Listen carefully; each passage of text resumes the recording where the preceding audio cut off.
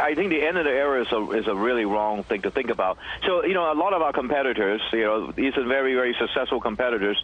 They have their phones built overseas, by Foxconn and other people in China and so forth. So, and it's been a traditional thing about how, other people will manufacture your phone.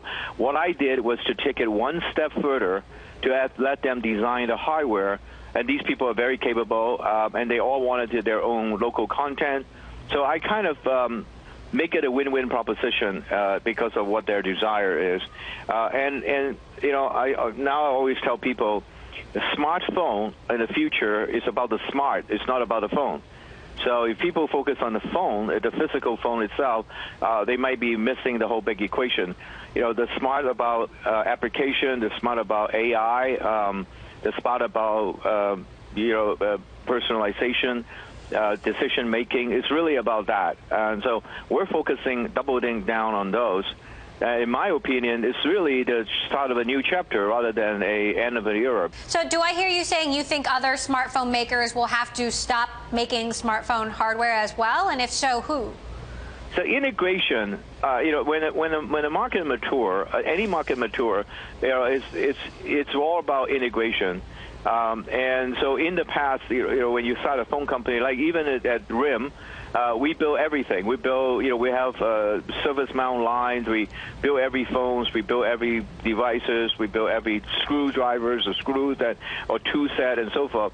Nowadays, those are obviously done by a lot of other outside vendors, and they do it very well. What we've done is just take it one step further and say, okay, you have the ability to also design the phone on the hardware side. We will control the design on the software, and we'll license that to you. And that's what we've been doing. So I don't know who else is going to go do that. I think my prediction in this market, only a very handful of very large volume player could do the complete integration themselves, including design of the hardware.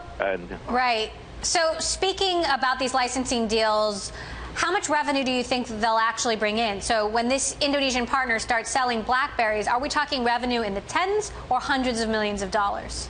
I'm not going to give you that number, but I'll give you a batch of number, and you go do the math. So just in Indonesia, last year they sold 33 million phones.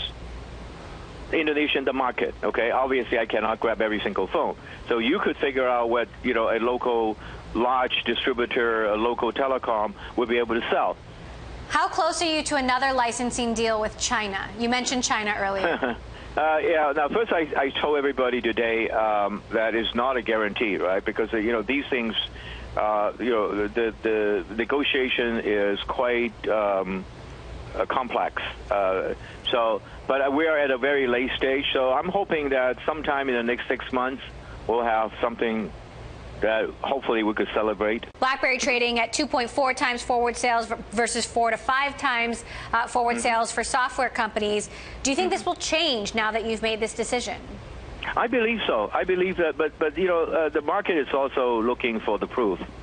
And as we start seeing traction and revenue coming from this part of the equation, then I think people will start seriously looking at it as the model. Why should customers then choose your software over similar products by VMware or Microsoft or IBM, especially now that you're not making your own phones anymore?